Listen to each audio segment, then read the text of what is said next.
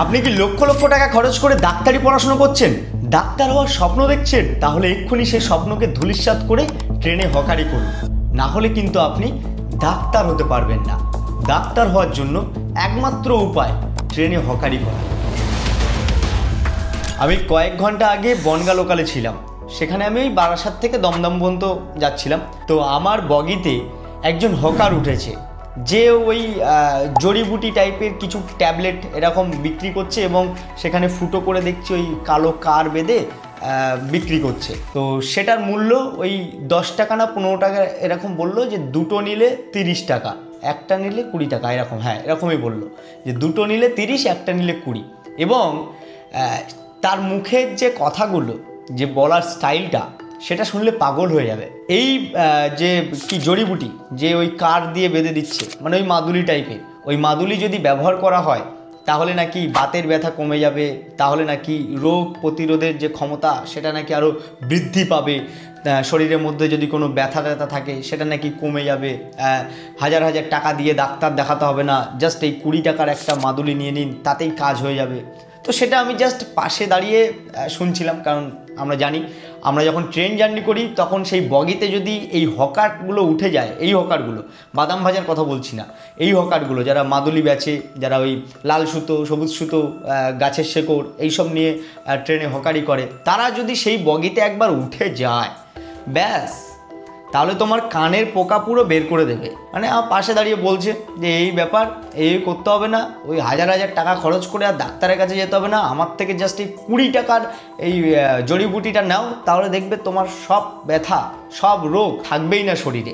সেইটা নিয়ে কি করতে হবে, হয় হাতে বাঁধো, নাহলে গলায় ঝোলাও, নাহলে কোমরে বাঁধো, সেটা আবার কি দিন আছে, চান করে বাঁধতে হবে, যেটা মঙ্গলবার কিংবা শনিবার। মানে আজকাল মানুষজন বিদেশে যাচ্ছে ডাক্তারি পড়াশুনো করার জন্য, লক্ষ লক্ষ টাকা, কোটি কোটি টাকা খরচ করছে ছেলে মেয়েদের ডাক্তার বানানোর জন্য।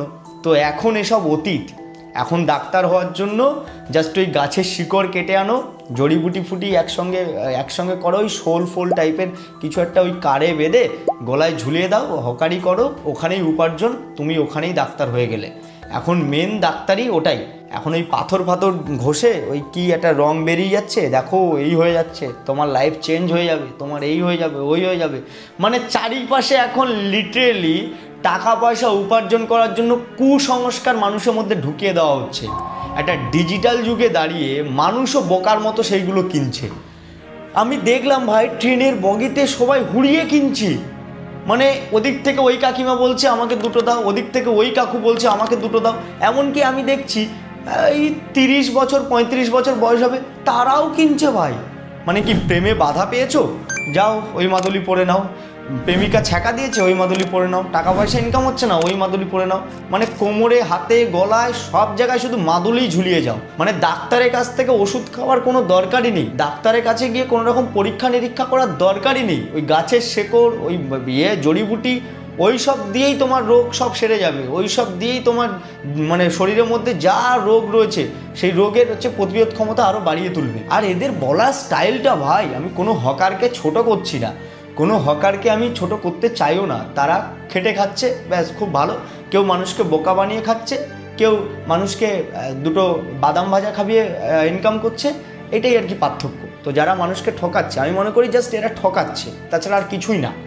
এই যে জড়িবুটি, এই যে কালো কার বেঁধে দিলে সব হয়ে যায়, এই নজর চলে যায়, এ হয়ে যায়, এইসব একটা জাস্ট কুসংস্কার। আর এই কুসংস্কারটাকে কাজে লাগাচ্ছে কিছু হকার, তারা মানুষের থেকে এইভাবে জাস্ট টাকা নিচ্ছে, আর মানুষও বোকার মতো সেইগুলোকে গিলে খাচ্ছে, আর সেইগুলোকে অনুসরণ করে টাকা পয়সাগুলোকে এইভাবে জলাঞ্জলি দিচ্ছে।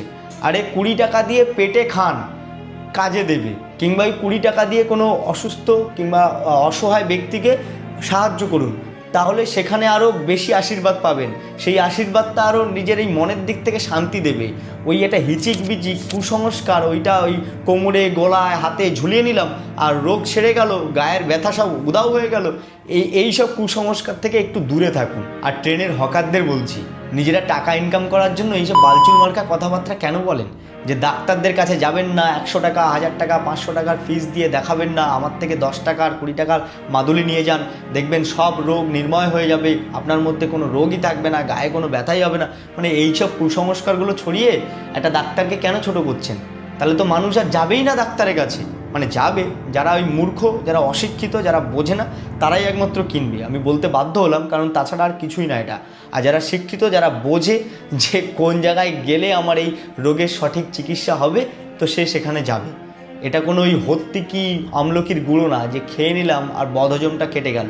এটা হচ্ছে ওই মাদুলি, ওই গাছগাছড়া দিয়ে তৈরি করেছে কিনা সেটাও জানি না, ওই শোল ফোল দিয়ে মানুষকে বোকা বানানোর জন্য একটু ফুটো করে দিচ্ছে, একটা কালো কার বেঁধে দিচ্ছে, ব্যাস নাও, দুটো 30 টাকা, একটা 20 টাকা, আলাদাই ইনকাম ভাই। ট্রেনের এই হকারগুলোকে দেখলে না বড্ড মায়া লাগে।